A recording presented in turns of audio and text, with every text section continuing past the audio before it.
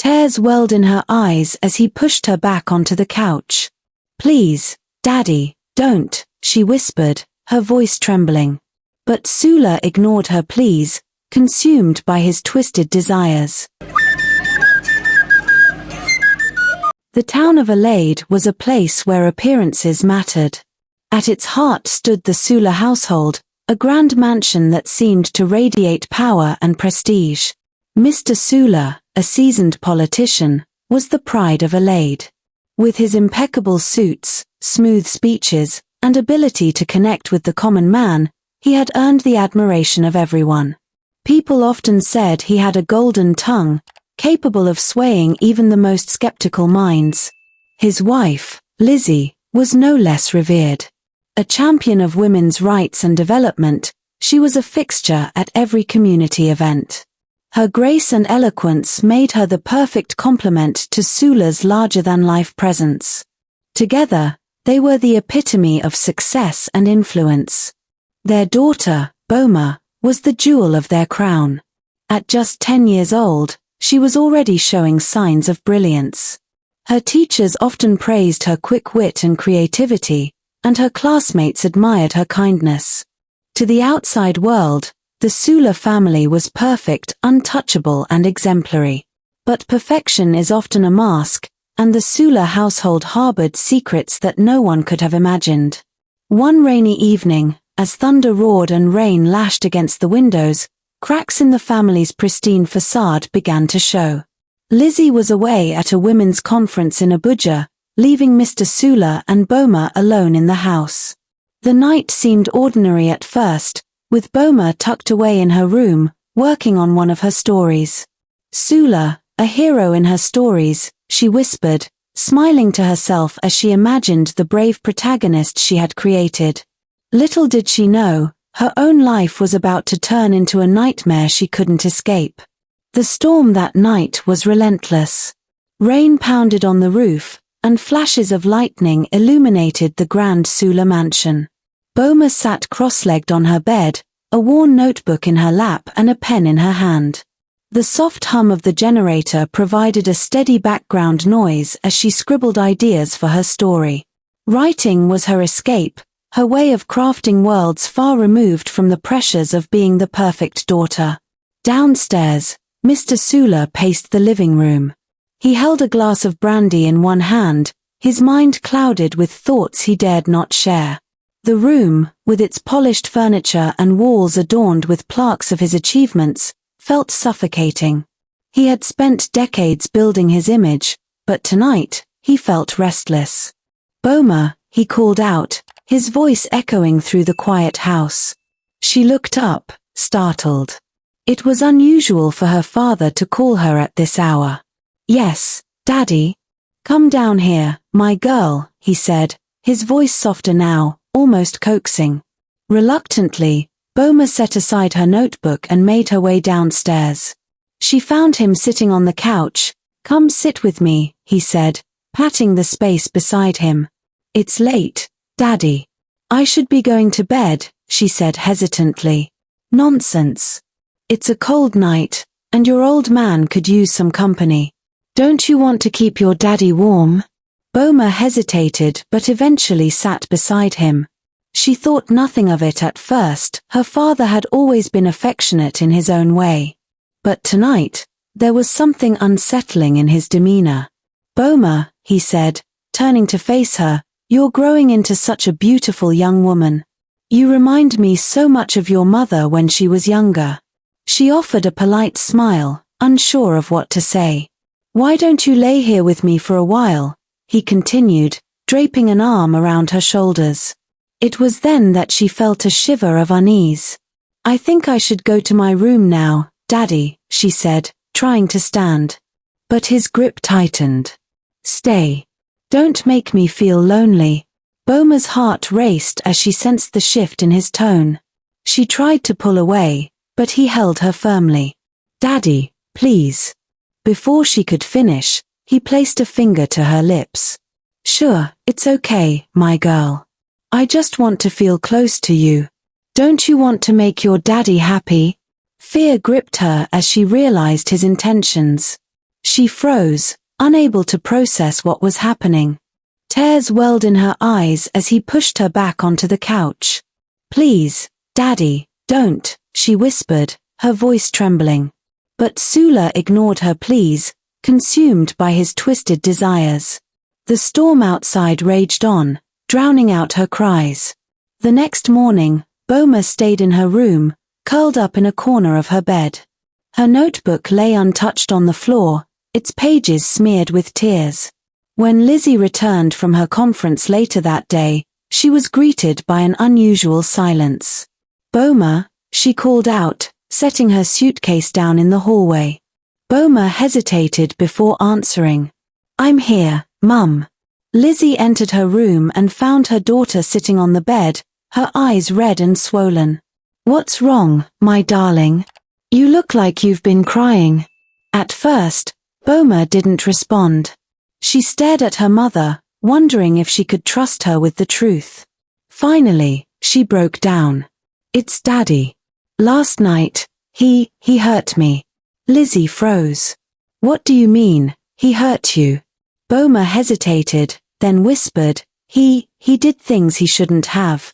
He said I reminded him of you when you were younger." Liz's face turned pale. For a moment, she was silent, as if struggling to process what she had just heard. Then, to Boma's shock, she said, "You must be mistaken. Your father would never do such a thing." "But, Mum." "Enough," Lizzie snapped, her voice cold. "You're imagining things. Your father is a good man, a respected man. You will not speak of this to anyone. Do you understand?" Boma stared at her mother in disbelief. "But, Mum, he hurt me. I said enough." Liz's voice was sharp, her tone final. "Do you want to destroy our family? Do you want to ruin your father's career?" Tears streamed down Boma's face as she realized her mother would not protect her. The days that followed were unbearable for Boma. At school, she kept her head low, avoiding her friends and teachers.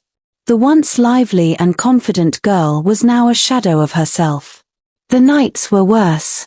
Sula's visits to her room continued, each time leaving her more broken and hopeless. The promises Lizzie had made to protect her now felt like cruel lies. Miss Cossey, her class teacher, was the first to notice the change. Boma's usually neat homework was hurried and filled with mistakes. Her once vibrant participation in class discussions had dwindled to monosyllabic answers.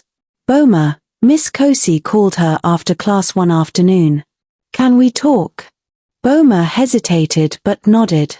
They sat together in the empty classroom. "Is everything okay at home?" Miss Cossey asked gently. "Yes, Ma," Boma replied, her voice barely audible. Miss Cossey studied her for a moment. "You know you can talk to me, right? If something is bothering you, I want to help." Boma's eyes filled with tears, but she quickly wiped them away. "I'm fine, Ma. Just tired." Miss Cossey didn't push further, but she knew something was wrong. She resolved to keep a closer eye on Boma. One evening, Lizzie found Boma sitting alone in the living room, staring blankly at the television. "Why aren't you in your room?" Lizzie asked. Boma didn't answer. Lizzie sighed and sat beside her. "You need to stop sulking, Boma. What happened is in the past. We have to move on." Boma turned to her mother, her eyes filled with anger and pain. "How can you say that, Mum? He's still doing it. Every night." Liz's face darkened. "You will not speak to me like that," she said sharply. "Your father is under a lot of pressure. He needs our support." "And what about me?" Boma snapped, her voice trembling. "Don't I matter?" Lizzie stood up, her expression cold. "This family's reputation is more important than your childish complaints. You'll understand that when you're older." That night, Boma sat in her room, clutching her notebook. She wrote furiously, pouring out her feelings onto the page. It was the only way she could make sense of her pain.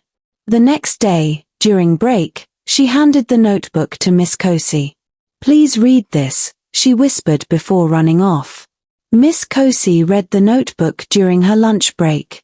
As she turned the pages, her hands trembled. Boma had written everything: Sula's actions, Liz's indifference, and her own feelings of despair. Miss Cossey felt sick. She knew she had to act, but Sula was a powerful man. She couldn't confront him directly. Miss Cossey shared the notebook with Mr. Okafor and Miss Halima, two trusted colleagues. Together, they devised a plan.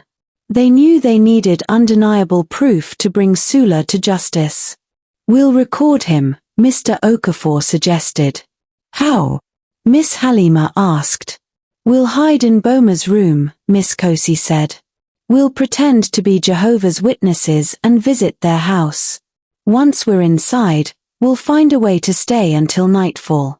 It was a risky plan, but they agreed it was the only way. That Friday, the three teachers visited Sula's house, dressed as Jehovah's Witnesses. Lizzie welcomed them in, unaware of their true intentions. They spent the afternoon talking about community development and faith. When it started to get dark, they asked if they could stay until the rain stopped. Lizzie agreed and showed them to the guest room. Later that night, they slipped into Boma's room and hid in her closet. Boma was terrified but trusted them. Around midnight, Sula entered the room. He approached Boma's bed, unaware of the hidden witnesses. "Daddy, please don't," Boma whispered, tears streaming down her face. "Hush," Sula said, climbing onto the bed. At that moment, Mr. Okafor burst out of the closet, his phone's camera rolling. "Stop right there," he shouted. Sula froze, his face pale. Miss Cossey and Miss Halima stepped out, their expressions fierce. "What are you doing in my house?"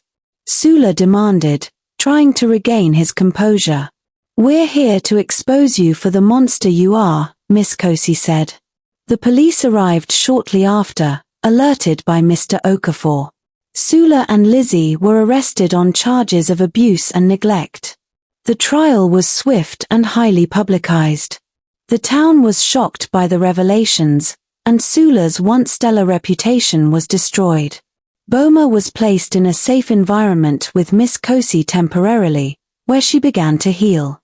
Years later, Boma became an advocate for child protection and spoke openly about her experiences. Her courage inspired many to speak out against abuse, proving that even in the darkest times, there is hope for a brighter future. Moral lesson: power and status do not excuse wrongdoing. True courage lies in standing up for justice, even when the odds seem insurmountable. Silence enables abuse, but speaking out can save lives.